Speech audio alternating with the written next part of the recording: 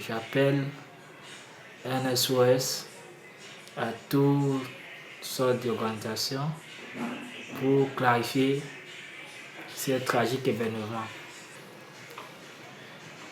Le chiffre officiel que nous connaissons tous que par les médias, c'est 15. Et pourtant, ce n'est pas vrai, c'est plus de 15. Nous comptons environ 87 morts. Moi, j'ai perdu mon frère. Cela m'a fait beaucoup mal, cela m'a traumatisé. Aujourd'hui, mon frère est porté disparu, je ne sais pas où il se trouve. Je n'ose même pas encore dire à la famille que mon frère est mort. Ils ne savent pas, ils savent qu'il est portant alors qu'il est mort dans l'eau.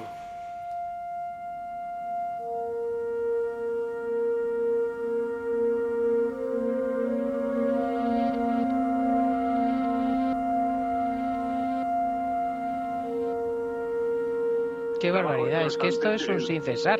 Es el trabajo constante de todos los días, la tensión que tienen pues los hombres y mujeres de la Guardia Civil que están haciendo cumplir la ley, cumpliendo la ley, ¿no? Allí en la verja, en la valla y en todo lo que es Ceuta, ¿no? Lo que pasa es que fíjese, don Arsenio, si han cruzado 200, vamos, si el intento del que hablamos con 14 fallecidos es el de unos 250 inmigrantes que intentaban cruzar la frontera por tierra y mar, y luego están las ONGs que han organizado enorme escandalera, consideran que y denuncian que ustedes utilizaron bolas de goma cuando la gente se encontraba en el agua.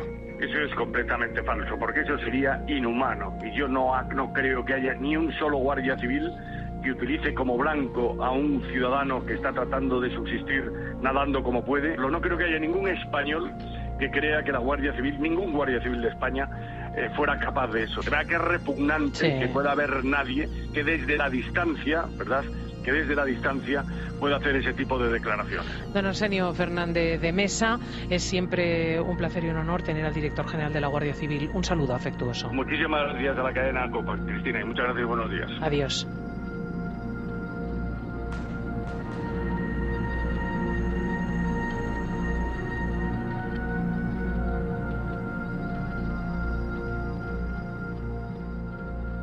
Cuando se habla de lo de la playa del Tarajal, hasta que uno no va a la playa del Tarajal, da la sensación de que este es un sitio recóndito, perdido en algún lugar de África, y la gente no es consciente de que esto pasa delante de un puesto fronterizo, frente a una parada de taxis y cruzando la calle de una cafetería.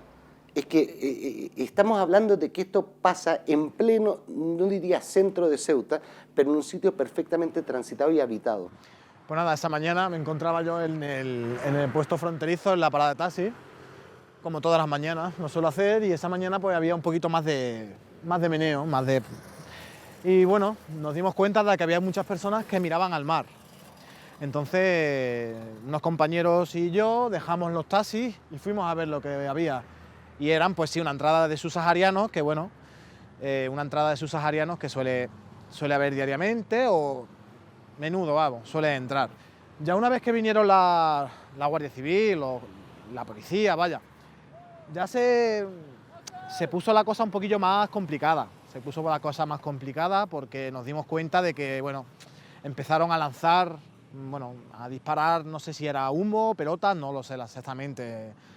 Y entonces pues vimos cómo los subsaharianos se ahogaban, ¿no? Había gente que le gritaba a la Guardia Civil, oiga, oiga, oiga, que se están ahogando, que se están...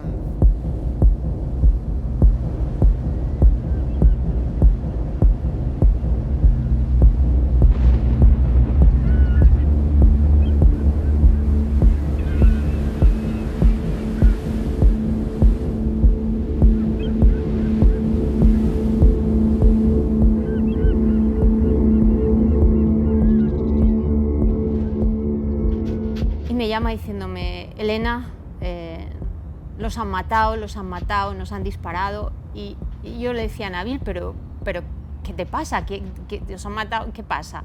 Me decía, estamos en la frontera de Ceuta, hemos intentado entrar, hay muchos compañeros muertos.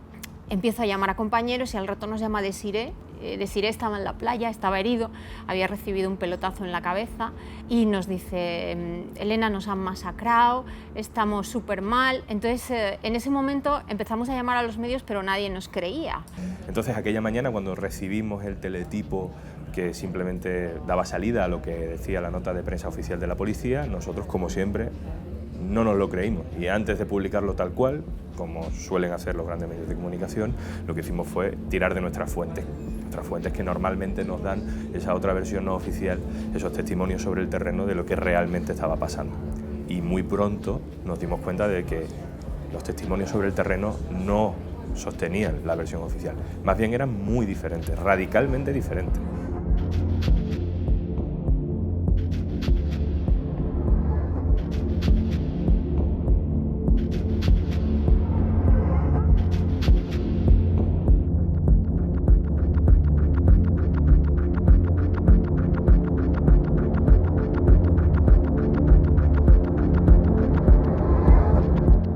Una y otra vez, esta vez no ha sido la policía marroquí, porque están acostumbrados a que la policía marroquí actúe de una forma muy contundente, pero en este caso decían que ellos no habían sido, que ellos les habían ayudado, pero que la Guardia Civil era quien había disparado más. Estaban muy sorprendidos y muy afectados porque se acababan de morir muchos de sus compañeros en la playa.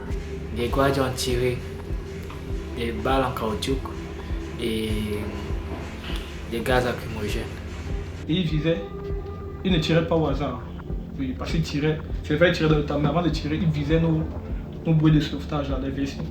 Ils pèsaient bien. Donc quand ils tirent, ils pèsent.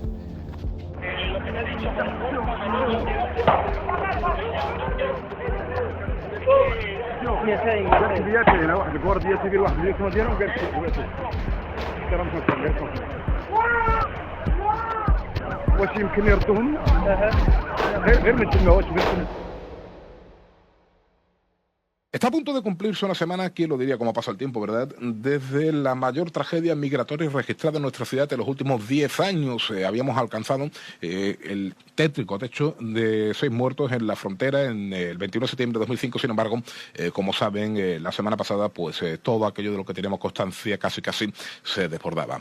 Al margen de la conmoción y del drama humano que supone, y yo creo que eso es lo único que estamos todos de acuerdo, la muerte de 15 personas que buscaban una vida mejor, lo cierto es que en las últimas horas está habiendo bastante polémica con respecto a la actuación del Instituto Armado. No hay nada que ocultar y la actuación de la Guardia Civil en este día en Ceuta ha sido impecable y yo lo reitero, vamos, y lo mantengo. Está a punto de amanecer y en la frontera del Espigón se escuchan gritos y disparos.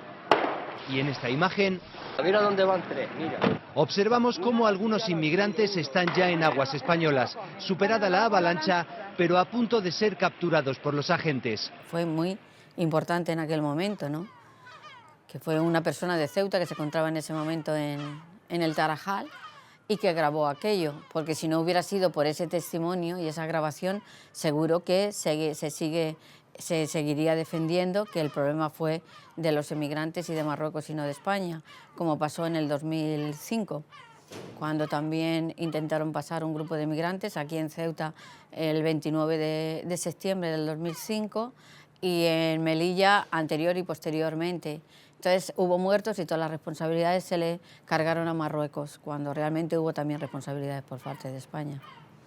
Interior rectificó y dijo que sí, que había utilizado pelotas de goma. A partir de ahí empezó un proceso de contradicciones constantes hasta la versión actual, que se puede acercar más a la de los inmigrantes, pero que todavía no llega a ser la de los propios supervivientes, ni siquiera la de las imágenes. A fin de frenar su avance, se lanzaron los medios para delimitar la traza fronteriza en el mar, con la orden habitual de que siempre hubiese varios metros entre el lugar de impacto en el agua y los propios inmigrantes para no alcanzarlos. Todos los lanzamientos se hicieron desde tierra, siendo la distancia superior, como mínimo, a los 25 metros, de acuerdo con los protocolos de utilización de los medios antidisturbios. Seamos conscientes de una cosa, ellos dicen, y el capitán lo dijo en su momento a preguntas de la juez, que era tiro tenso, es decir, apuntaban para dar en el agua y marcarle una línea con las bolas de goma a los migrantes. Ya, y la pregunta que uno se hace es, ¿y era factible que esos señores viesen esas pelotas? O sea, imaginémonos, una pelota que pega un bote en el agua y sigue, en el medio de la madrugada. todavía no había despuntado la luz de día, y ellos ven esas bolas. ¿Tenía algún sentido si no era otro que darles? Ces gens ne tiraient pas de ce côté. Ils tiraient directement sur les gens. Directement sur des gens qui étaient... Parce qu'il y avait une masse. Nous qui avons pu traverser, quand on nous a mis là, il y a une masse qui est encore derrière, qui est en train de venir. Et c'est comme ça qu'ils sont en train d'arriver à la plage. On tire sur eux directement. Et pour ceux qui sont dans l'eau, on tire dans l'eau. Pour ceux qui sont dans l'eau, on tire sur eux. Et c'est comme ça que la majeure partie se noie dans l'eau. Yo creo que ahí es donde todo el mundo reacciona y donde el gobierno pues no tiene más remedio que dar la cara y explicar que efectivamente pues habían tomado una serie de medidas y que tenían que ver cómo esas medidas habían causado un impacto en esas muertes.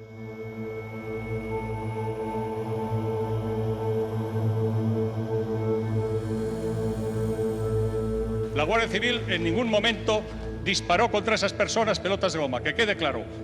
Las utilizó como elemento disuasorio. Yo dejé claro en la Comisión de Interior del Congreso que 23 subsaharianos llegaron a la playa del Tarajal, sanos y salvos.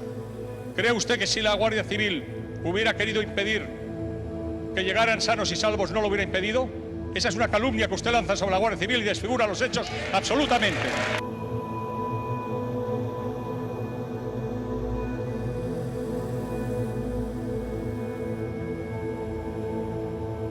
Ils sont là, des Espagnols, ils sont là dans le petit chaloup. Ils sont en train de tirer sur ceux qui sont dans l'eau directement.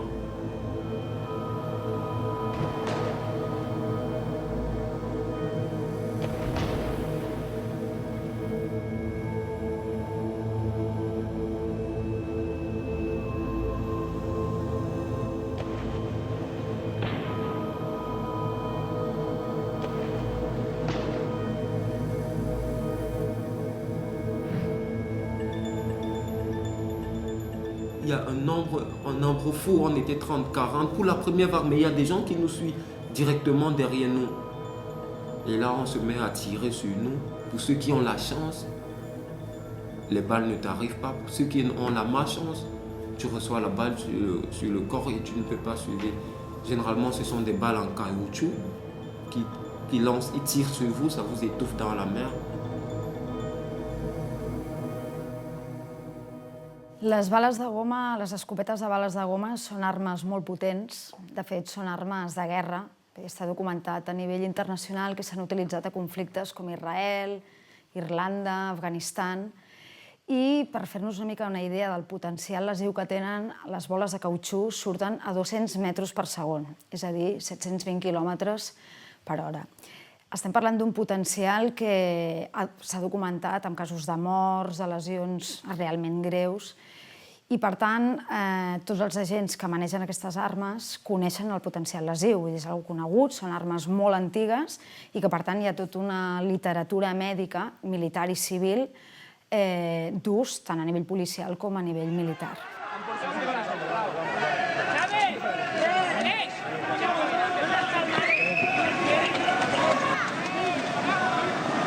Portar Urquinaona que hay una ambulancia, que la ambulancia no puede venir. La ambulancia no puede pasar. ¿Amor? ¿Vas a Urquinaona? Agua tengo. Y agua y hielo, agua y hielo. ¿Qué te está ofreciendo?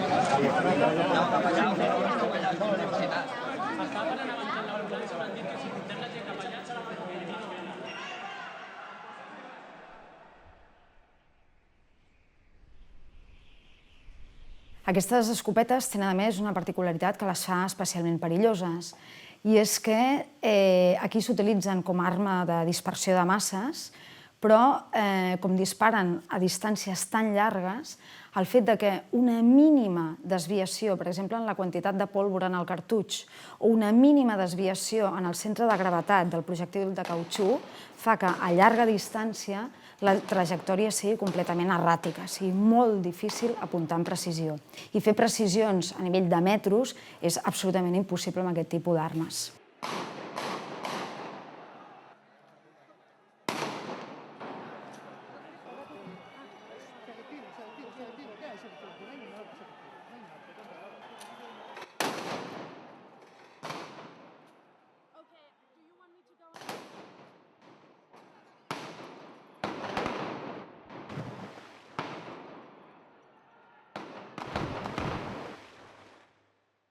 evidentemente estas pelotas no están diseñadas para su uso en agua, están diseñadas para un uso en terreno, con unas prevenciones que en su día el capitán, cuando declara, a pregunta de la juez, él dice claramente que hay un protocolo en el cual no se puede disparar al cuerpo de una persona a menos de 25 metros, que hay que disparar al suelo o a cualquier superficie para que lleguen rebotadas las pelotas, porque si no podrían causar graves lesiones. Pero estas pelotas no están preparadas ni están diseñadas para utilizarse en agua. Tanto es así que no existe un protocolo de agua. Ahora bien, la pregunta es, ¿por qué la Guardia Civil, que tiene que reprimir esos accesos por el agua, tiene unos equipamientos que incluyen esas pelotas si no las están usando de forma constante en el agua? Y si las están usando de forma constante, ¿por qué lo que no hay es un protocolo para su uso? Algo que podamos contrastar para ver si se lo saltaron o no. Es más, hay una frase que nunca se me va a olvidar del capitán, que la dijo declarando ante la propia Guardia Civil. Disparé 3 bolas con un arma para que mi gente me viera involucrado. Y la pregunta que a uno le surge es, ¿por qué los guardias civiles tenían que ver a su jefe involucrado en el disparo de bolas? ¿Era porque era algo excepcional o porque era algo que había que hacer o que él decidió que se hiciese, pero que los guardias solo lo iban a hacer si veían al jefe haciéndolo? Esto es como saltar al abordaje en una batalla naval de las antiguas y el capitán va el primero y todo el mundo le sigue. Esa es la sensación que da y la pregunta es, ¿era eso necesario y por qué?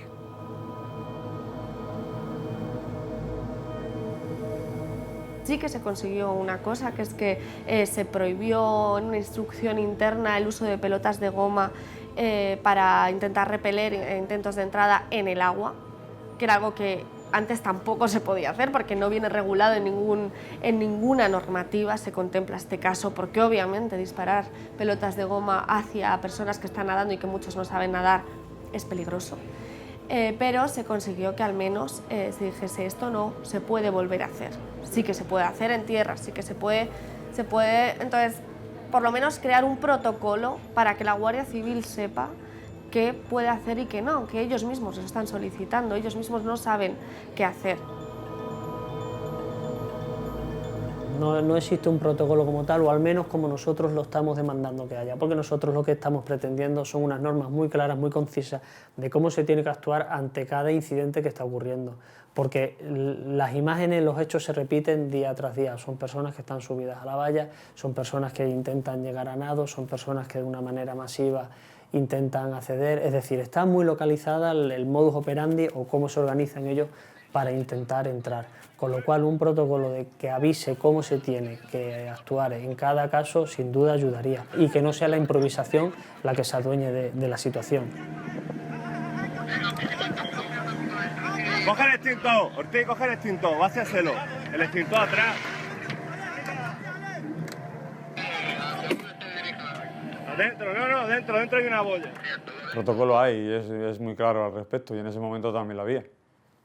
No sabemos todavía las causas, ya dictaminará la justicia, las causas que conllevaron la tragedia, pero el protocolo existe y se cumplió. Porque si no habría habido ya habría habido actuaciones en contra de ellos a nivel de la Guàrdia Civil a parte de la justícia. Els diferents protocols policials que hi ha són diferents, però tots tenen en comú, que no es preveu aquest ús en un medi aquàtic, perquè estem parlant d'una situació francament perillosa, i segon, és una arma d'últim recurs, és una arma militar, pensada originàriament per un conflicte armat. I, per tant, la utilització d'aquest tipus d'armament seria, per exemple, cito el protocol de Mossos d'Esquadra de la policia catalana, només en el cas que hi hagués un risc greu per la integritat o bé de terceres persones o bé dels propis agents. Per tant, en aquest cas, evidentment, no estaria justificat. El lanzamiento de esos medios de dotación fue acorde a los principios de congruencia, oportunidad y proporcionalidad, que están recogidos, como sus señorías saben, en la vigente Ley Orgánica 2/1986 de Fuerzas y Cuerpos de Seguridad. No hay que perder de vista que en esos momentos los inmigrantes estaban enfrentando a los marroquíes con palos y lanzándoles piedras. El principio de congruencia fue debido a que la respuesta de los agentes fue provocada por la actitud beligerante de los atacantes, la oportunidad por la necesidad de respuesta inmediata y la proporcionalidad, puesto que se usó la fuerza estrictamente imprescindible. La Guardia Civil lanzó un vídeo montado y editado de lo que había ocurrido.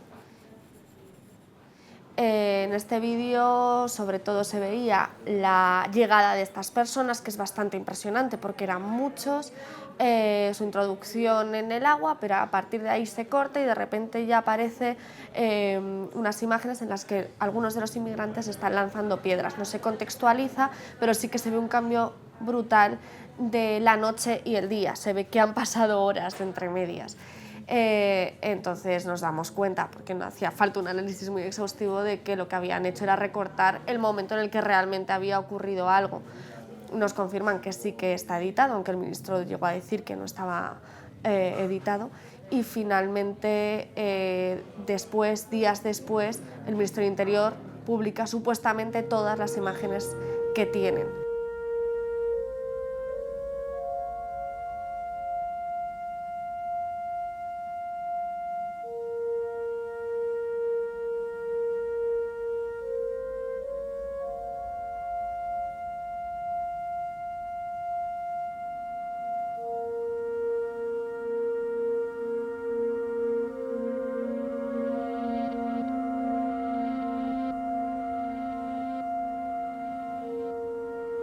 Quand je commence à reprendre connaissance, je me rends pas compte, j'entends seulement les gars sont morts.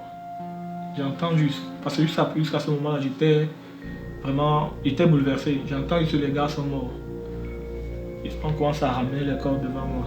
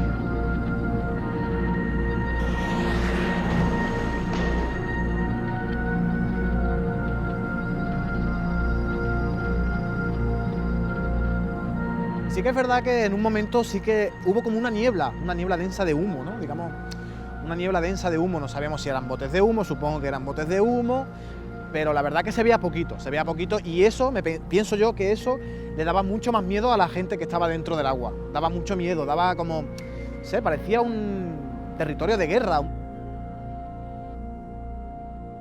Recientemente hemos tomado declaraciones a distintos guardias civiles.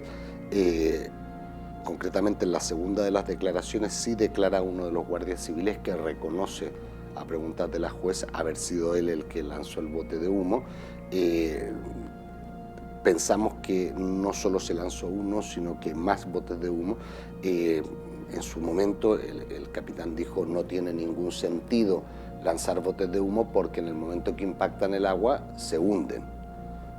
Sí, eso tiene una cierta lógica, pero el bote de humo explota en el aire y empieza a esparcir estos productos que son tóxicos, que son para disuadir a la gente, para disolverla en manifestaciones, y esto evidentemente ha podido ser una de las causas que generara todo ello. Se utilizaron, como he dicho, material antidisturbio consistente en el lanzamiento de pelotas de goma y además unos fumígenos que no funcionan en el mar, porque al mojarse, al contacto con el mar, se mojan y no echan humo, que al parecer lo único que pretendían era, al echar el humo, intentar también delimitar cuál era la imaginaria línea fronteriza en la mar que, prolongando el espigón, sería la delimitación de las aguas territoriales marroquíes y españolas.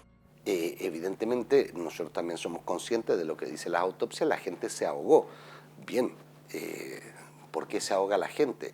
porque entre otras cosas lo que se les generó fue un pánico y en lugar de reconducírseles hacia la playa, se les echa hacia afuera y la gente sale nadando hacia afuera y se ahogan, claro que se ahogan, pero eso es lo que ellos no habían previsto o no tuvieron la capacidad de preverlo, sin embargo tenían que haberse representado que el resultado iba a ser ese. Porque si una persona que no sabe nadar bien se mete en el agua, está en situaciones difíciles, extremas y se arriesgan mucho. Si tampoco considero que a lo mejor hayan sido culpa de ellos, es que hasta que la justicia no se decante, opinar es opinar y las opiniones libres son, ¿no? Entonces, hasta que la justicia no se pronuncie, pero son personas que están en situaciones extremas y que se juegan la vida a diario, como vemos todos los días en los telediarios, para conseguir su objetivo y no le importa jugarse la vida para conseguirlo. Es evidente que una vez comprobado lo sucedido, pues seguramente hubiera sido mejor, por supuesto, no haber lanzado las pelotas de goma, sobre todo porque no sirvieron para lo que se utilizaron, que era para disuadir. Pensamos que actuando de otra manera y dotando a los agentes con otros medios se podían haber evitado o por lo menos que no se vuelvan en un futuro a dar circunstancias como la que se dieron ese día en la playa del Tarajal. Normalmente, en cualquier país democrático, ante un hecho de estas características, la primera víctima política sería el ministro del Interior, que es el máximo responsable de los hechos. Y después para abajo. Aquí no ha pasado nada de eso. Lo que se han dedicado es a cambiarnos el tablero de juego y las versiones que han ido dando.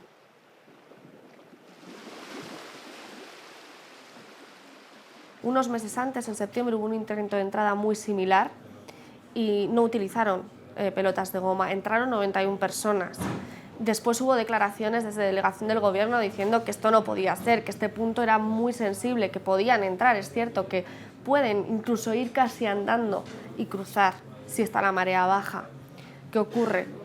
Hay fuentes que nos dijeron que se había dado una orden superior anterior diciendo que no podía entrar ni uno más por este punto, que había que hacer lo que sea, pero que no podían entrar de esta forma y que había que evitarlo.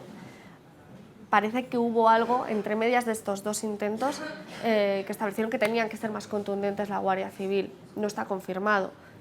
Cuadra con respecto a la diferente forma de actuar de un lado de un intento y otro. En el primer intento que entraron avisaron a Cruz Roja y a Salvamento Marítimo, estaban preparados para actuar. En el segundo no avisaron a nadie, cuando lo suelen hacer. Estaba la Guardia Civil, pero con una embarcación de salvamento marítimo que no se puede acercar a la zona donde estaban estas personas. Si hubiese estado la Cruz Roja, hay dos preguntas. Una, ¿hubiesen lanzado pelotas de goma delante de la Cruz Roja? Dos, quizá la Cruz Roja les podría haber salvado. Si tenían constancia de que a las 4, 4:30 estaba entrando un nutrido grupo de personas, porque tenía unos sensores térmicos y unos radares determinados, ya les tuvo que haber dado tiempo, por lo menos, a avisar a Salvamento Marítimo. Pero no lo hicieron y, sin embargo, tuvieron unas 2 o 3 horas de margen para planificar ellos su acción, que no era de salvar vidas humanas, sino de intentar de la forma más expeditiva posible que no entraran. Y en cuanto a la actuación nuestra de la Guardia Civil, la Guardia Civil lo que ha hecho es intentar de que no accedan los inmigrantes. Vamos, ¿cuál es el problema que sale de esto? Es que hay un grupo organizado de personas, las mafias que mueven a los inmigrantes y que se lucran de ellos tanto en los pases desde la África subsahariana hasta Ceuta, como después una vez que pasan a España, que los utilizan, incluso estas mismas mafias también prostituyen a las propias mujeres subsaharianas en todos los puntos de España, que esas mismas mafias nadie hasta ahora le haya reprochado nada y se les reproche a los guardias civiles que hayan intentado de cumplir con su obligación, que es no dejar de pasar a los inmigrantes hacia Ceuta. Y nosotros estamos para cumplir la ley. Otra cosa sería que no la cumpliéramos, lo dejáramos de pasar, entonces estaríamos cometiendo un delito. Entonces, ¿en qué situación nos encontramos nosotros? Sí. Si lo dejamos de pasar, cometemos un delito, y si no lo dejamos de pasar, se nos está diciendo que también hemos cometido otro, no sé. Si una persona está en peligro en el mar, lo más normal, y la ley lo reconoce como tal, es que se le presta auxilio. no que se le intente aumentar la dificultad que está teniendo al querer sobrevivir en el mar, que es tan difícil. Entonces, lo que se está pidiendo no es nada imposible. Solamente es que si tú ves a una persona que está ahí luchando por sobrevivir, por llegar a un sitio que piensa que va a tener mejores condiciones de vida, que tú le ayudes, ¿no? Por lo menos a ella. Que una vez que esté ya en la ciudad, legalmente, gestiona con esa persona lo que haya que gestionar legalmente. Pero en ese momento hay que prestar ayuda.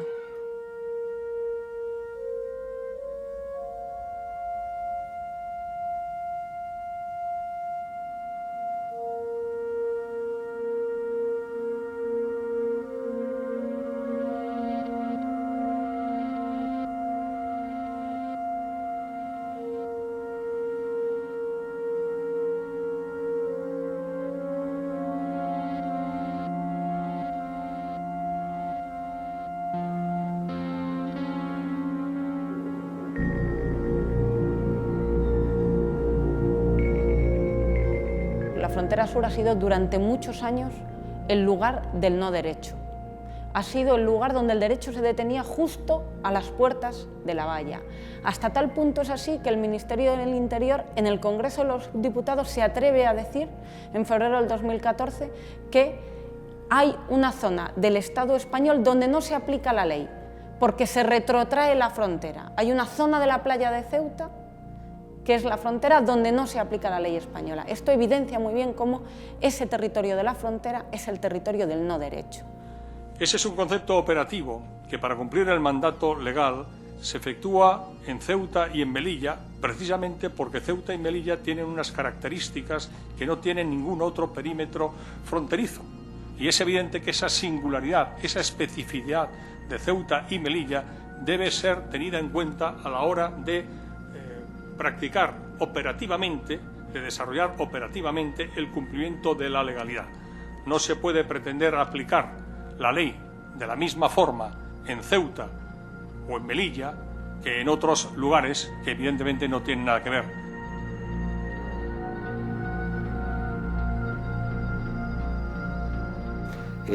Hasta el momento lo que la Guardia Civil sostiene es que esta gente nunca ha entrado en territorio español, porque para entrar en territorio español tendrían que sobrepasar la línea establecida por los guardias civiles, es decir, ellos introducen dentro del procedimiento un concepto nuevo, y es que la frontera española la delimita, en lugar de la línea fronteriza o la línea de playa o la línea de mar, la establece la línea de guardias civiles, y que como ninguno logra traspasar esa línea, ellos no son devueltos sino rechazados.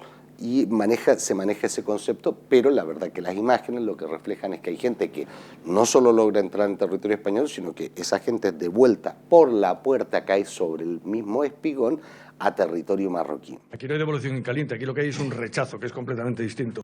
A la altura del espigón de Ceuta hay 3 morenos, 3. Aquí enfrente nuestra hay 3 personas. ¿Pero qué hacemos? ¿Los cogemos, dicen? No lo sé, por lo menos retenerlos para que no sigan avanzando, que van para Ceuta.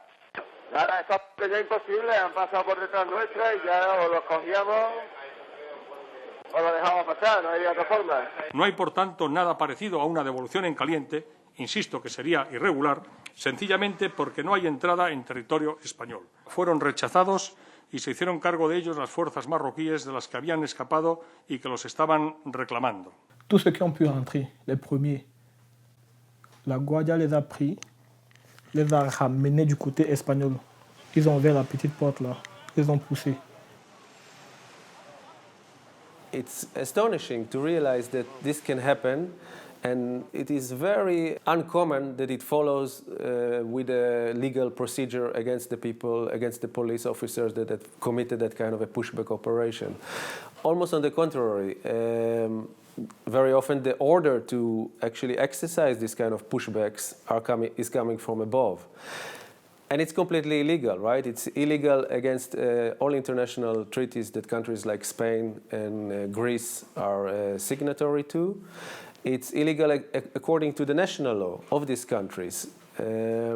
Not to mention that it's in wide contradiction to human rights and whatever kind of human conduct, moral conduct that you expect from police officers.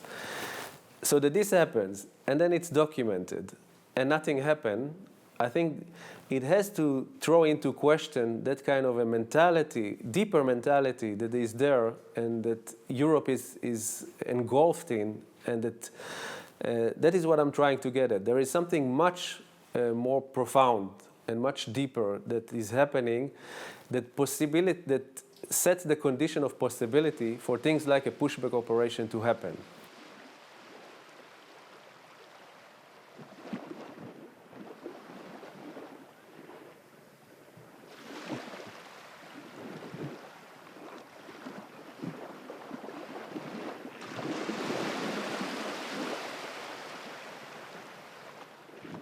Y hay que diferenciar muy bien de una persona refugiada a una persona que está emigrando por otro tipo de motivos, por factores económicos, porque busca una vida mejor.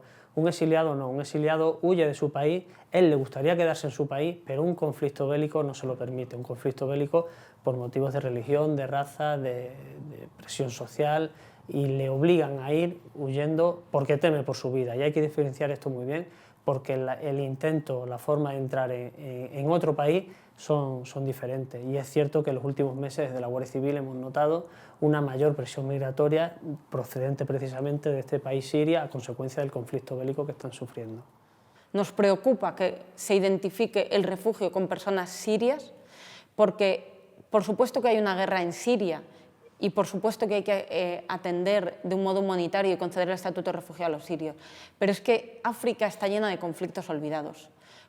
Y los supervivientes de esos conflictos olvidados, de ese conflicto en Mali, que se agravó con la llegada del gobierno del ejército francés, de la República Democrática del Congo, con la situación del Sudán del Sur, con la situación de Somalia, el único país que ha sufrido una hambruna en el siglo XXI, tenemos que tener claro que las dos realidades son realidades que requieren una atención humanitaria, que el que huye de la guerra efectivamente es un refugiado y que el que huye del hambre efectivamente es un migrante, que son situaciones quizás sean jurídicamente distintas, pero humanamente son idénticas, huyen buscando la supervivencia y por lo tanto la atención que tenemos que dispensarle desde el punto de vista de los derechos humanos y la atención humanitaria es la misma.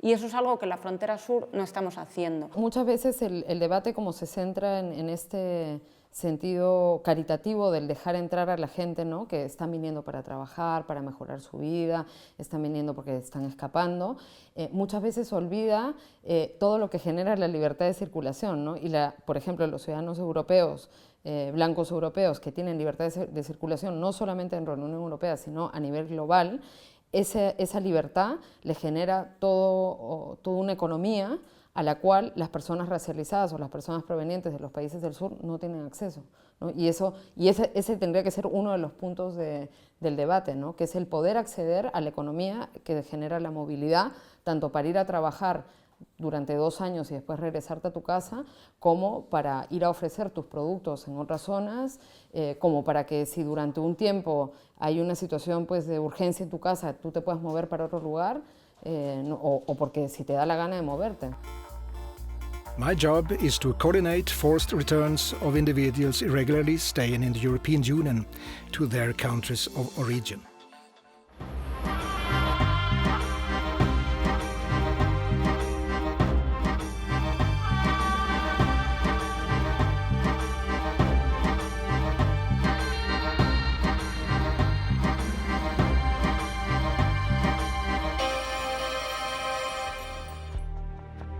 For me, it is another mission accomplished. Today, 3 countries participated in the flight. In total, 112 returnees were handed over. There have been no incidents. My next flight is to Nigeria.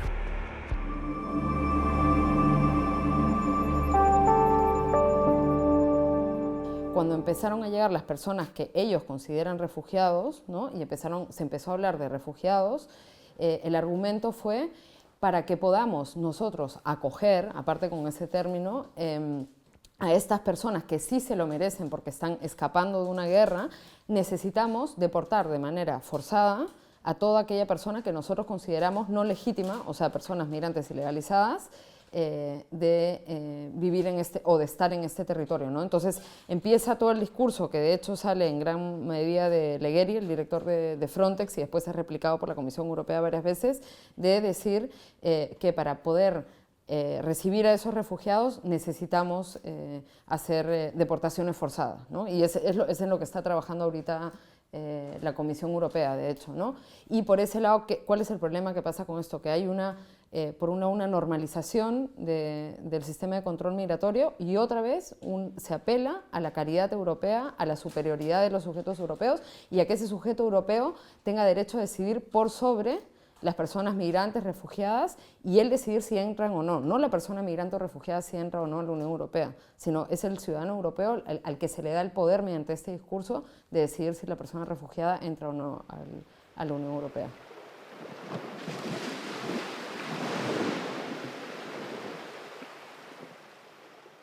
Algún día llegaremos a un juicio, o no llegaremos, pero lo intentaremos, en el cual habrá que determinar estos hechos qué calificación jurídica tienen, si son un homicidio, si son un homicidio imprudente, si es una denegación de auxilio, pero lo que está claro es que no puede en las narices de la Guardia Civil morir 15 personas y no tener calificación jurídica. Eso es francamente inadmisible desde el punto de vista del derecho, sin perjuicio de que somos conscientes que cuando estamos actuando, litigando en Ceuta, estamos, si se puede usar el símil, en territorio comanche, es decir, no son las mejores circunstancias para defender los derechos humanos porque la situación en Ceuta es una situación muy especial que hay que verla para comprenderla.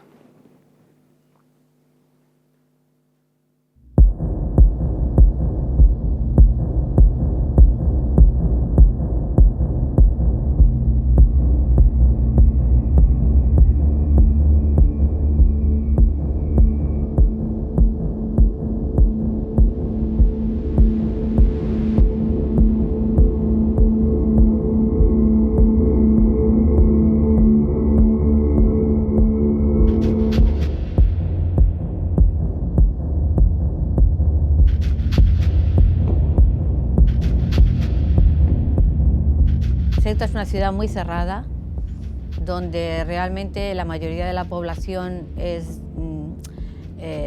de pensamiento bastante tradicional y eso hace que se mire la inmigración como amenaza. Yo creo que la población está mal informada y al estar mal informada, pues también su respuesta es negativa de cara a la inmigración y además está con ese miedo de la invasión.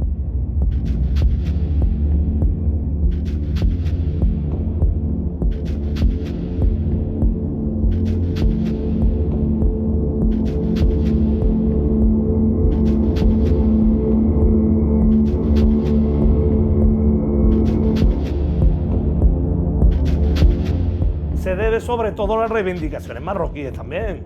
Se debe en demostrar que sí somos españoles, que somos los mejores españoles, que estamos militarizados, que aquí tenemos todo.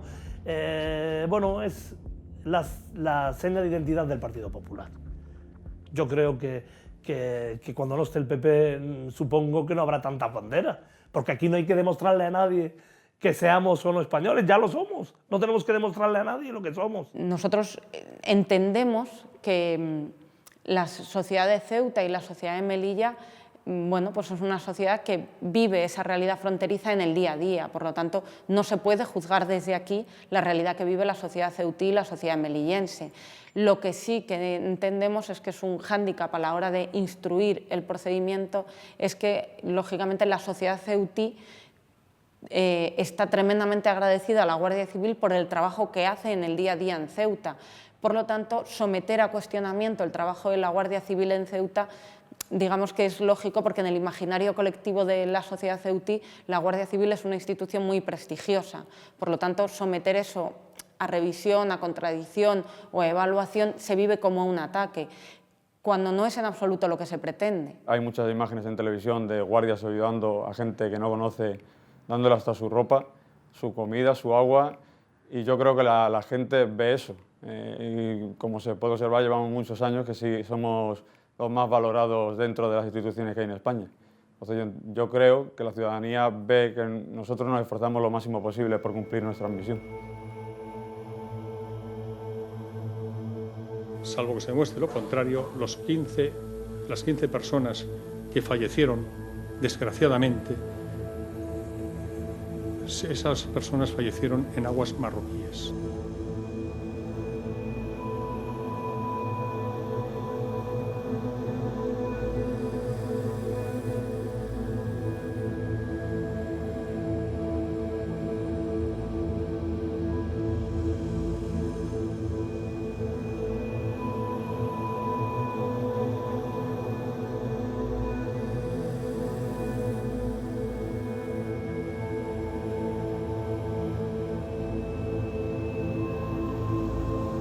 La tragedia dramática de 15 personas que han perdido la vida en Ceuta.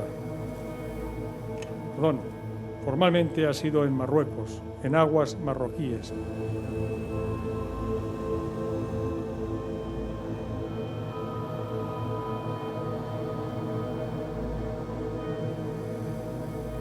Las vidas no se perdieron en la zona española.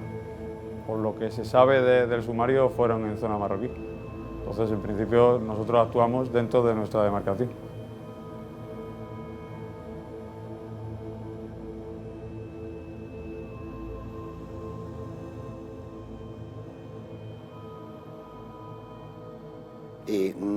Yo no creo que ella esté cómoda con la causa, la entiendo, no la justifico, la entiendo, y creo que evidentemente eso pone en las acusaciones populares mucha responsabilidad de que esta causa llegue a buen fin, porque nosotros no tenemos ni las dependencias jerárquicas que puede tener el Ministerio Fiscal, ni los problemas, digamos, de trabajo que puede tener la juez, porque la gente se olvida una cosa. Un juez en Ceuta depende en su trabajo del material que le y no me refiero a esta causa, me refiero en términos generales, del material que le suministre la Guardia Civil o la Policía Nacional. Y aquí lo que nosotros le estamos pidiendo es llévese por delante una unidad completa de la Guardia Civil. Entonces hay que ser consciente de lo que estamos pidiendo para saber también hasta dónde nos pueden dejar llegar, sin perjuicio que nosotros vamos a seguir hasta el final. La Guardia Civil, que tiene funciones de policía y funciones de investigación y funciones de prevención del crimen, debiera haber presentado denuncia por estos hechos. Es decir, una persona que no tenía por qué obedecer una orden en contra de la vida, que atentaba a la vida de otras personas, que atentaba a los derechos humanos de otras personas, al menos si no disparó un bote de humo, si no lanzó una pelota de goma, si se negó a actuar, debió haber denunciado a aquellos que lo hicieron. Aquí tenemos una omisión de perseguir delitos.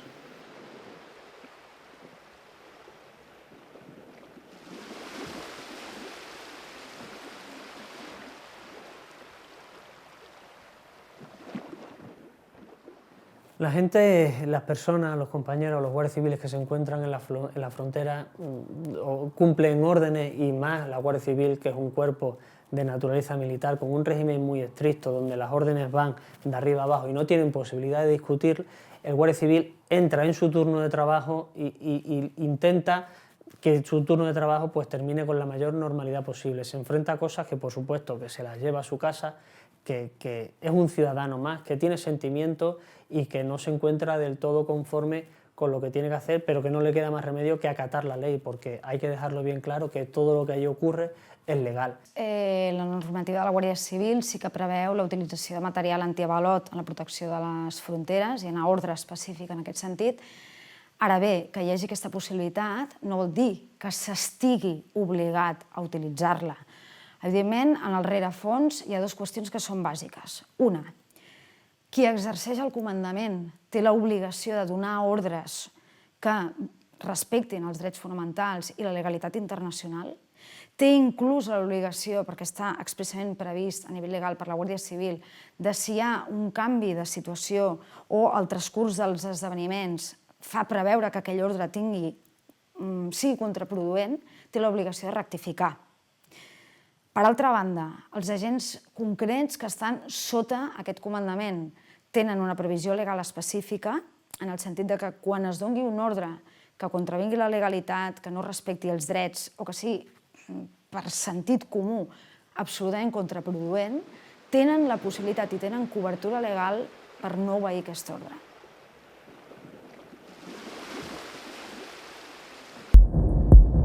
Eso es completamente falso, porque eso sería inhumano. Y yo no creo que haya ni un solo guardia civil que utilice como blanco a un ciudadano que está tratando de subsistir nadando como puede. Las acciones de contención y rechazo llevadas a cabo en dichos escenarios por los agentes de la Guardia Civil encargados de la vigilancia y custodia de las fronteras lo fueron mediante el empleo racional de medios antidisturbios reglamentarios, siempre en territorio o aguas nacionales, por personal instruido y conforme a procedimientos autorizados, como he dicho, sujetos a los principios de oportunidad, congruencia y proporcionalidad legalmente establecidos, por lo que quedan acogidos al uso legítimo de la fuerza que corresponde a las fuerzas y cuerpos de seguridad. No consta en absoluto que en territorio español se produjese lesionado ni víctima alguna, consecuencia lógica, por otra parte, de no haberse dirigido en ningún momento la acción antidisturbios directamente sobre los inmigrantes, puesto que, como he dicho, el efecto era meramente disuasorio.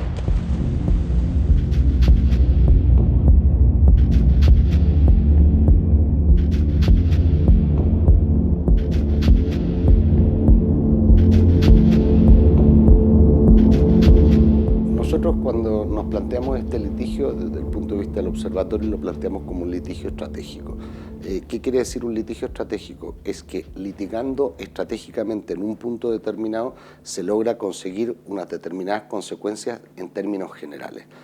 En este caso los hechos son claros, la responsabilidad nosotros creemos que es clara y evidentemente conseguir una sentencia condenatoria lo que implicaría es transmitir un mensaje de prevención general a futuras actuaciones de guardias civiles en los que ellos tengan la capacidad también de cuestionar al mando, es decir, yo no voy a hacer esto porque esto me puede conllevar una sanción, es decir, que eso de la obediencia debida que no existe en el mundo del derecho porque está ya abolido, esto se abolió ya con Nuremberg, se traslade al ámbito de la represión de los procesos migratorios.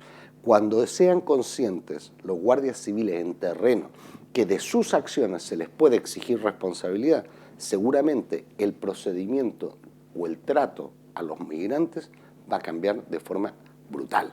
Hace falta una decidida actuación realmente para elevar ese estándar de derechos en la frontera sur.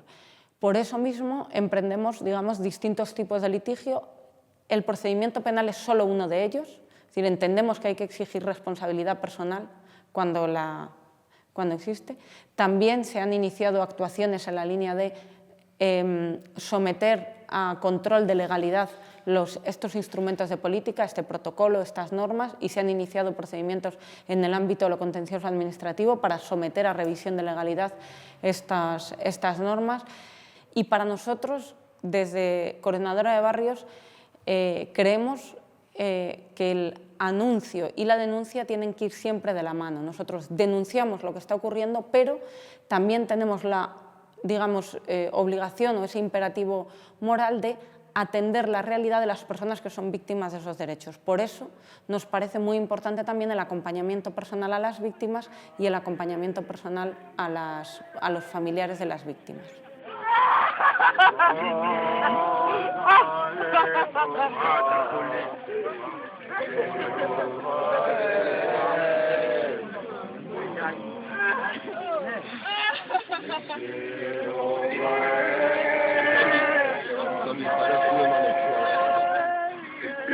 Je ne peux pas sortir ma canne, moi je suis en train de travailler, je ne peux pas sortir la canne.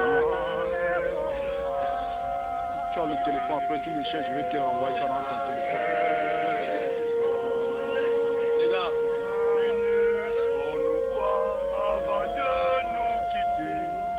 tu vas parcourir d'autres lieux. La vie est si belle, le monde est si beau.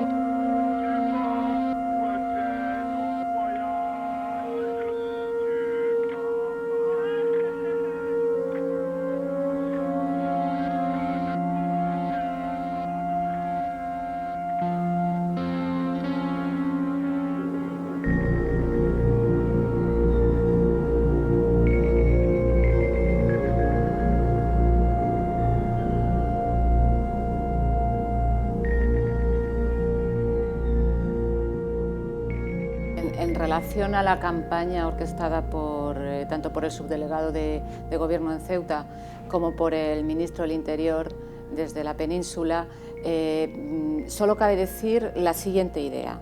Lo que ellos digan marca una clara línea de defensa en el juzgado. Eso es evidente. Se está transmitiendo un mensaje. No es más que crear opinión, hasta el punto de que los jueces tampoco son unas personas impenetrables, absolutamente. Deberían serlo, pero no lo son. Evidentemente que creo en la presunción de inocencia de los guardias civiles. Creo que actuaron sin ningún género de dudas, sin ningún deseo que no fuera otro que el que impedir, sin poner en riesgo sus vidas, que entraran ilegalmente en nuestro país aquellas personas. Apoyo a la Guardia Civil, apoyo a su presunción de inocencia, petición de agilidad del procedimiento por el bien de los guardias civiles y de sus familias y respeto a la autoridad judicial, es lo que yo hoy quiero reiterar, como ya dije desde el primer momento. Yo creo que se encuentran bastante respaldados por el Gobierno y por la Guardia Civil en general y por lo que conozco de ellos están muy tranquilos respecto a su actuación, quitando que tendremos que esperar a ver qué dictamina la justicia en ese tema. Las ONGs lo que tenían que hacer era interesarse por los 3 heridos que hay de la Guardia Civil en esta pasada actuación y preguntar de vez en cuando en qué condiciones realiza la Guardia Civil el trabajo, que no lo han hecho nunca y estamos esperando que alguna vez lo hagan también. Entonces, ese es un estado de opinión. Criminalizamos a las asociaciones y a la sociedad civil que se solidariza con los migrantes con el fin de desacreditarlos como testimonios de referencia y con gran importancia en un juzgado. Desacreditamos, por tanto, la versión que puedan dar las víctimas supervivientes. Y por otro lado, paralelamente a la desacreditación de la sociedad civil, tenemos una justificación que se va transmitiendo a los imputados acerca de por qué actuaron así. Es que nos estaban invadiendo, es que era una avalancha, era mi vida o la suya. Habéis sido y hemos sido injustamente criticados por hacer nuestro trabajo, por hacer vuestro trabajo. Defender la integridad del territorio español ante el intento de entrada de centenares de inmigrantes que al asalto y con violencia procuraban acceder a nuestro territorio violentando la frontera. Y aunque eso no lo digan claramente, porque en derecho eso no se puede decir, porque evidentemente esta acción fue desproporcionada, puedes hablar de legítima defensa cuando hay, digamos, un enfrentamiento en el que la desproporción la lleva el atacante, y en este caso el atacante es la Guardia Civil. La desproporción viene de ahí, por eso una legítima defensa como justificación de su actuación, porque había una avalancha humana que por medio del mar me estaba atacando, no es lógico, no es creíble, no es verosímil, pero sí puede penetrar en quien lleva la investigación y en la opinión pública, de tal forma que, de cara a un juicio, si alguien se atreve a condenar a los guardias civiles, será gente muy inhumana que no ha tenido en cuenta que la Guardia Civil estaba defendiendo su propia vida y la de todos los españoles. Lo que ya no pueden es faltar a la verdad y, sobre todo, agredir verbalmente a unos funcionarios públicos que son guardias civiles, que son gente joven, tan humana y tan persona como el que más, que tienen unos sueldos que como sueldo base puede estar rondando los 720 euros, el sueldo base de un funcionario de estas características, y que están defendiendo a España, que están defendiendo nuestras fronteras, no ya de ese drama humano que estamos viendo, que son esos 200 subsaharianos que llegan aquí, están defendiendo las fronteras de las auténticas mafias que, si consiguieran ganar esta batalla, pues realmente estarían dándole un palo tremendo a la democracia y al Estado de Derecho, ¿no? La Guardia Civil ha salvado en el mar miles de vidas de inmigrantes irregulares y realiza una encomiable labor humanitaria. Por tanto, no merecen reproches ni acusaciones como algunas de las que hemos escuchado en los últimos días, y por eso mismo yo, como ministro del Interior, la rechazo frontalmente y formalmente en sede parlamentaria. Yo puedo recordar simplemente que hace muy poco tiempo un guardia civil por la noche y con niebla oyó caer un bulto al agua, se lanzó y a 8 metros de profundidad rescató a una mujer y subiendo a un hijo suyo de 6 o 7 años. La mujer estaba embarazada y lo que hizo fue ponerle a su hija, en recuerdo y en gratitud a la Guardia Civil, el nombre de Pilar. Yo creo que eso dice mucho en favor de quienes están todos los días salvaguardando nuestras fronteras y, sobre todo, con una consideración tremenda hacia los que sufren, ¿no?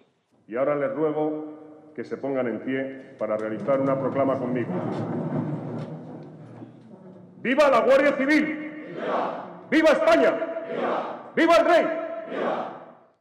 Yo es que no valoro esa condena porque no creo que la vaya a ver, porque en todo momento se actuó con absoluto cumplimiento de la normativa y los jueces son imparciales y en mi opinión, deberían ser absueltos. Y además, considero que debería ser archivado, no absuelto. Debería ser archivado porque no considero que haya habido ninguna vulneración. Al revés, se ayudó a todas las personas que estaban en mala situación en ese momento. Yo creo que se salvó esta vida. Para concluir, me atrevo a pedirle nuevamente a vuestra patrona, la Virgen del Pilar, y encontrándonos en Valencia, como no, en su abdicación de la Jepereduta, que siga extendiendo su bando protector sobre los guardias civiles y sus familias, y que ampare cada día su labor cotidiana por conseguir una sociedad mejor.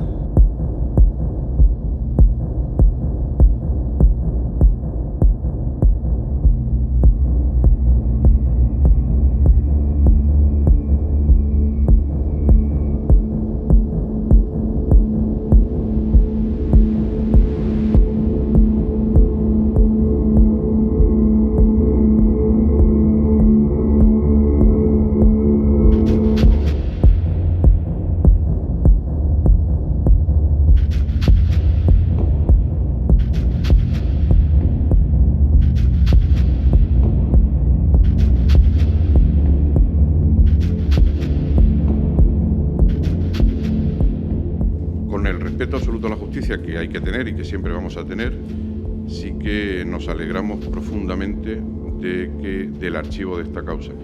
Nos alegramos primero por los propios guardias civiles que se han visto implicados, ¿no? En segundo lugar, nos alegramos también por sus familias, porque han tenido que estar sufriendo todos estos meses. Nos alegramos también por el cuerpo de la Guardia Civil, al que se le ha puesto en tela de juicio en no pocas ocasiones sus actuaciones. Y en último lugar nos alegramos por España, porque la Guardia Civil, no olvidemos que es un estandarte de nuestro país y es una fuerza de seguridad del Estado absolutamente imprescindible. We were in Ceuta when we read that the Tarajal case had been dismissed. For me, the strangest thing was to read that the initial case had been unable to directly contact any of the witnesses who were there that night, any of the men who were in the water but survived. We read this having less than 24 hours ago been with one of the witnesses a mere couple of miles from Ceuta. And of course it crosses your mind, how is it that we could go hang out at the SETI for a couple of hours, meet a couple of guys, take a bus an hour, meet another couple of guys, spend a week asking some questions and confirm to reasonable certainty, I think, that we had met people who were there, that they were telling us the truth, that we had some sense of what had happened, and then come back across the border and have a judge with all of the powers of the state behind her say that it is impossible to have the conversation, even begin the conversation. Of course it crosses your mind that that's a little weird. Clar, en aquest cas, i llegint aquesta resolució, recordo que en primer lloc em va cridar l'atenció que es fa al·lusió en tot moment a la categoria immigrant. Los inmigrantes, los inmigrantes. El llenguatge no és neutre. I potser darrere d'aquest tipus d'utilització de termes, categories, com és la d'immigrants, es pot arribar a amagar una certa distància, una manca d'empatia amb el que en definitiva es tracta de persones.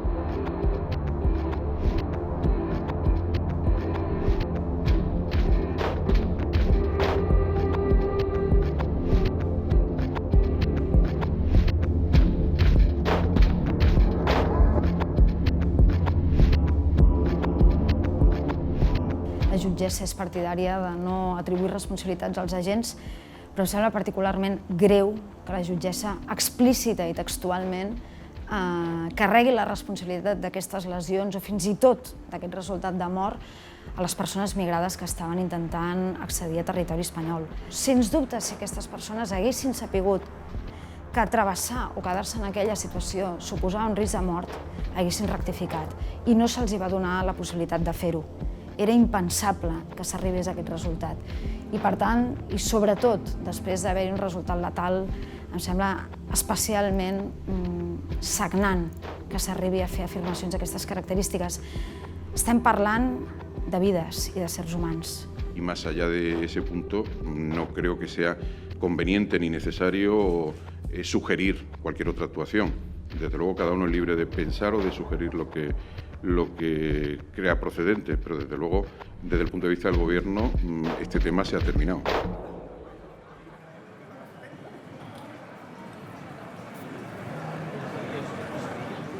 What you realize is the limits of journalism.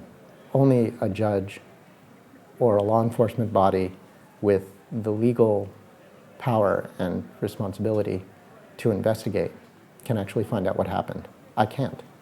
I could stay there a year, and I can't definitively prove what happened. I'm just a reporter. So does it create a sense of impunity? I think what it created was a sense that this would just never be explained, and that's very frustrating from a reporter's point of view. I can't go to the judge or to a prosecutor or to a police officer and request an interview, and if they grant that interview, ask what happened. I can't do that now because they didn't investigate it. So all I have is a lot of circumstantial and anecdotal evidence, and I can get very close to proving what happened, but only a court can really prove it.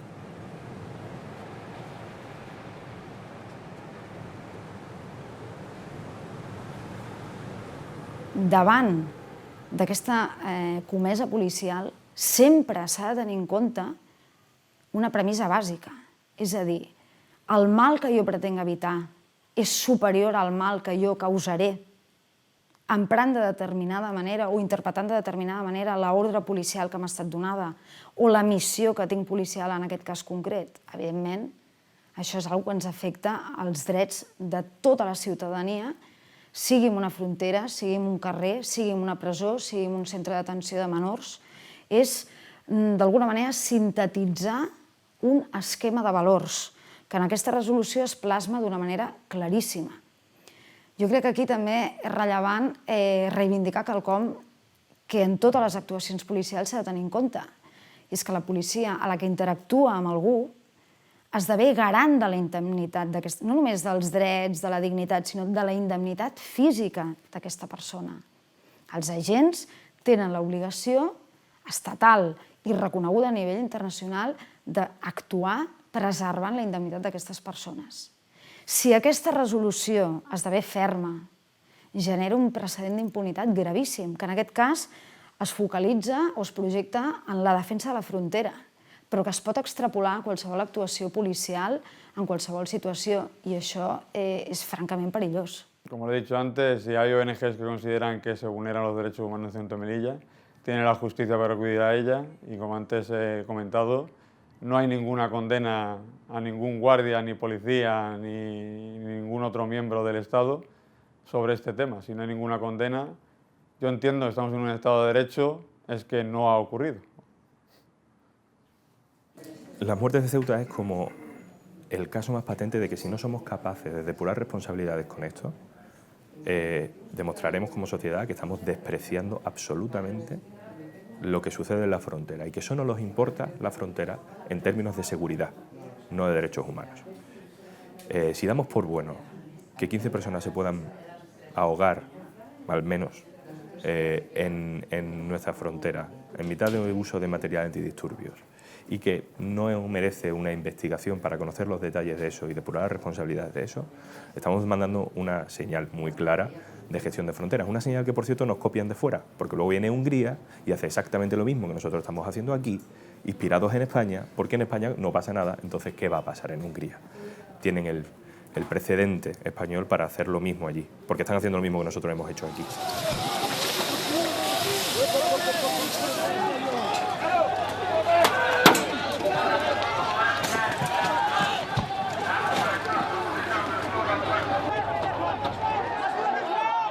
porque la sociedad española ahora mismo se está volcando con las personas refugiadas, ¿no?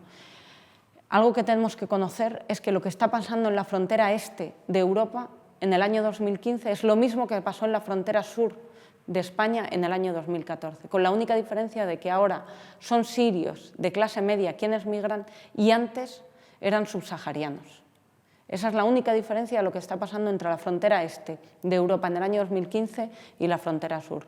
Pero son refugiados que huyen de conflictos, que solicitan acceso a Europa y que no tienen vías seguras para acceder a Europa y que tienen que jugarse la vida en el mar o en la valla. Si en algún momento las políticas de control migratorio estuvieron por encima de esa salvaguarda del derecho a la vida, efectivamente estamos hablando de algo que no es democracia. Estaríamos hablando de otras cosas. What we really have to ask is, under what conditions are the states of Europe willing to violate international law and even the protocols of the European Union itself? Okay, so that's one. Two, under what conditions does an obviously precarious human being swimming towards shore deserve to be killed or to be construed as a missile or as an attack? This is the only way we can understand this is through understanding a kind of racial phantasmagoria, right? A racial phantasmagoria where Africans are invading Spain, right? That they're somehow coming with their military arsenals and their enormous power, and that Spain is enormously vulnerable in relationship to this black menace, right? This is a massive racist phantasmagoria. So to shoot them as if they were powerful instruments of war is to, again, invert the true relations of power, because who is militarizing the situation? It is those who are guarding the borders, those who are using their guns to kill obviously precarious lives in the middle of the sea, and who treat those lives as if they are worth nothing. They do not bear any human rights. They do not bear any legal rights. They have no rights of sanctuary. They are not accorded any dignity as humans. They're gunned down as if they were beasts or animals, or on the one hand, so exceedingly without value, or they're imagined to be a military threat to the country, which is just pure phantasmagoria. I mean, maybe we can talk about the psychosis of the state, you know, at such a moment. It seems very, very important.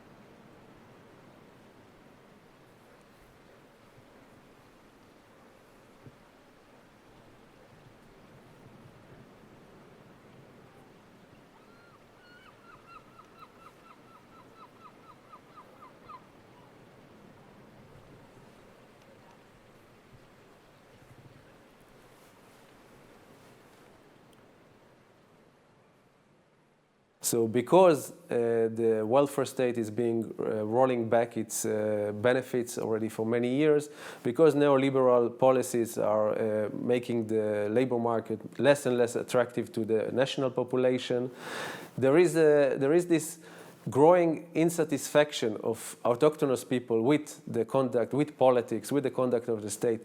And it's a precisely vicious way of the state to reinsert its value in the eyes of the national citizens by excluding forcefully and showing that people who are not part of the nation are subject to very extreme measures, which the only thing that the sensation that it gives to people who are not subjected is a sensation of privilege. Que en un momento en donde en la Unión Europea hay una absoluta libertad de circulación de sus ciudadanos, absoluta libertad de circulación de mercancías, tanto interno como externo, uno de los pocos espacios donde el Estado-nación todavía sobrevive y donde todavía se puede construir soberanía es sobre los cuerpos de las personas migrantes, ¿no? Y en concreto en el caso del Tarajal, es muy fuerte porque en las declaraciones de Jorge Fernández Díaz puedes ver claramente que él se sitúa básicamente la frontera sobre el cuerpo de las personas migrantes, ¿no? Hemos dedicado 290 millones de euros al control de fronteras y menos de 10 a la asistencia a personas refugiadas, ¿no? Quiero decirte que esto me parece que es una lectura que refleja muy bien hasta qué punto estamos distorsionando la realidad, y esto es algo que la sociedad española no conoce. I think it's very telling to that kind of dynamic that Europe basically doesn't want the refugees to arrive at Europe. Otherwise, there are clearly enough resources, there is clearly enough space, there is only not clearly that kind of will to go ahead with it. En fin, esta paradoja increíble de que estemos llorando lágrimas de cocodrilo con lo que sucede en Hungría, cuando tenemos una situación exactamente igual desarrollada durante años en Ceuta y Melilla, donde el 60% de la gente que llega son potenciales refugiados y no se les deja presentar su solicitud. Primero porque Marruecos nos hace el trabajo sucio, son nuestros matones de frontera, los tenemos de porteros de discotecas de Europa. Para nosotros poder tener las manos limpias hemos subcontratado una agencia de seguridad que es la policía marroquí al otro lado de la frontera, para así nosotros como Estado poder decir no, han sido ellos, no hemos sido nosotros. En el caso de las muertes de Ceuta nos mintieron, pero otras veces, cuando es verdad que Marruecos se encarga de todo, nosotros también tenemos una responsabilidad, porque están controlando nuestra frontera, no la de Marruecos. Están controlando a la gente que se quiere ir de Marruecos. Por tanto, a Marruecos no le interesa nada contenerlos, los contienen para hacer el trabajo que nosotros les decimos que hagan. Ahora, España siempre ha sostenido que Ceuta y Melilla son España. Pues compórtense como si fuera España y denle el tratamiento que le darían si llegaran a la costa de Almería. Es decir, un tratamiento humanitario y conforme a derecho. Si no son España, díganlo ya y entonces eso es otra historia. Pero si son España, el tratamiento tiene que ser conforme al derecho español. I think what is happening in Ceuta and also in Melilla is largely unknown to a lot of people in Northern Europe. I think a clear example of this is, to explain what was happening there, I would often begin by showing people a famous photo in Melilla of a golf course and people playing golf in the sun on a lush green golf course, and behind them on a huge, highly fortified, razor-wide fence, there were scores of men waiting to try and cross over the border. When people see that, they're shocked that this exists and that this is a border in Africa between Africa and Europe. It's something that I think a lot of people aren't aware of.